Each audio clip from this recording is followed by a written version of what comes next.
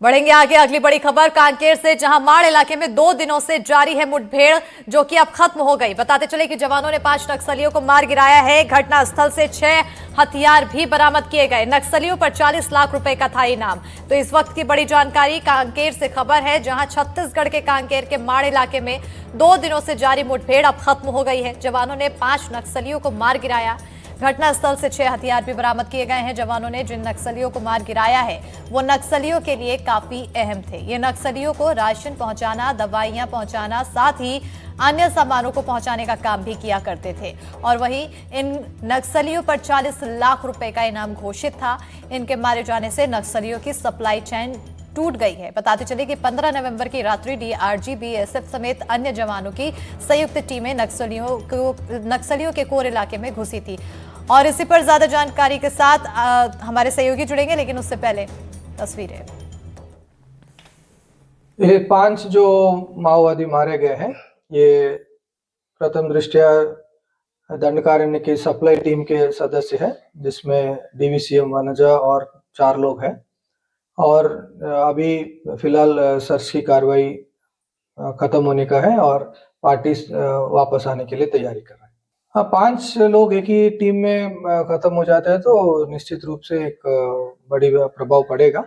लेकिन अभी पार्टी वापस आने के बाद और आने वाले दिनों में कुछ जो भी तथ्य सामने आएंगे, उससे और अच्छे से हम आकलन कर सकते हैं कि इस एनकाउंटर से कितना प्रभाव है। और इसी पर ज्यादा जानकारी के साथ सहयोगी नीरज तिवारी जुड़ चुके हैं। नीरज, फाइनली अब जो मुठभेड़ है वो तो खत्म हो गई, लेकिन अपडेट क्या कुछ उस पर निकल कर सामने आया?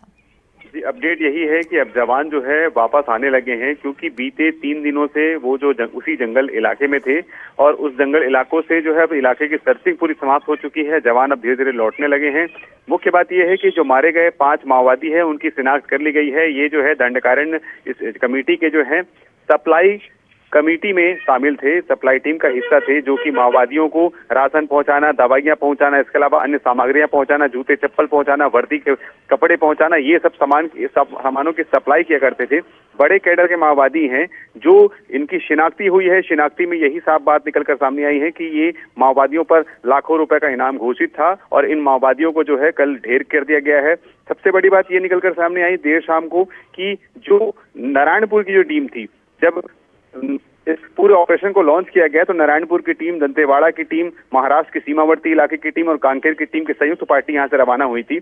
लेकिन जब आज पार्टी जब वापस नारायणपुर लौट रही थी, इसी दौरान जो है नारायणपुर की पार्टी को निशाना बनाने के लिए माओवादियों ने 2 बम प्लांट कर रखा था। उन दोनों आईडी बम को जो है फिलहाल जवानों ने जो है बीडीएस टीम की मदद से निकालकर उसे डिफ्यूज कर दिया है, अन्यथा एक बड़ी घटना हो सकती थी। नक्सली अपने मंसूबे पर कामयाब हो सकते थे। बिल्कुल नीरज, क्योंकि बताया जा रहा है कि अब सप्लाई चेन पर काफी ज्यादा असर पड़ा हुआ है, तो इससे क्या माना जाए कि अब कितनी परेशानी आने वाले समय में नक्सलियों के लिए और पैदा हो सकती है? नक्सलियों की कमर टूट गई है, क्योंकि इसलिए कह सकते हैं क्योंकि ये सप्लाई चेन जो होती है ना, नक्सलियों के सबसे मजबूत कड़ी होती है। इस कड़ी को जो है इन्होंने निशाना बनाया है। आपको बता दूं कि नारायणपुर के जब इलाके में एक बार फिर से मुठभेड़ हुई थी, जहां 11 माओवादी मारे गए थे, और गढ़चिरौली के इलाके में जहां 3 माओवादी मारे गए थे, वो इसी सप्लाई टीम का हिस्सा थे। और सप्लाई टीम के हिस्से होने के कारण ये काफी मजबूत थे। इनके साथ बड़े बड़े रैंक के लोग चला करते थे और इनकी सुरक्षा में भी कुछ लोग तैनात रहते थे।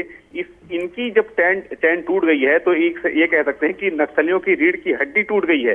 नक्सलियों को जो सामान सप्लाई होते हैं वो सामान सप्लाई नहीं होंगे। एक बड़ा नेटवर्क जो रहता है वो नेटवर्क ध्वस्त हो गया है। तो नक्सलियों के लिए सबसे बुरी खबर होगी, क्योंकि 5 जो कहीं ना कहीं यहाँ पर एक और सफलता माना जाए तो जवानों के लिए है। और आने वाले समय में और इसी तरह से कार्रवाई अगर देखते रहेंगे तो जरूर सफलता यहाँ पर हासिल होगी। बहुत शुक्रिया नीरज तमाम जानकारी देने के लिए।